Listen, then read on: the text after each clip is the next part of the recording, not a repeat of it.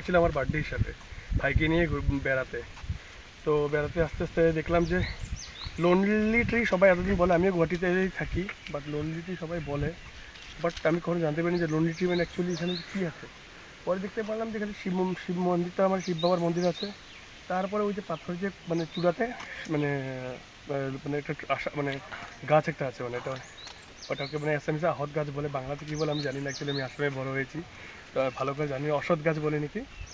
তো সেটা মানে কি আছে আটপলাপুর খুব জাগ্রত মন্দির।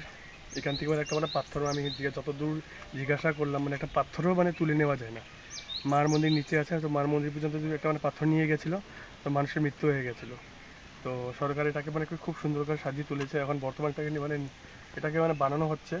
তো ফাইনালি আর মানে দেখতে পারছেন, আপনারাও আসতে পারেন, এটা বেশি দূর নিয়ে না, ডিস্টেন্স আপনার বন্দা পার হলে কাউকে জিজ্ঞাসা করলে হবে। আমিও মানে কি চন্দ্রপুর, আই থিঙ্ক চন্দ্রপুরের সামনে পানিখাইটি, তো পানিখাইটির সামনে কাউকে জিজ্ঞাসা করলে হবে যে লোনলিটি কোথায় আছে।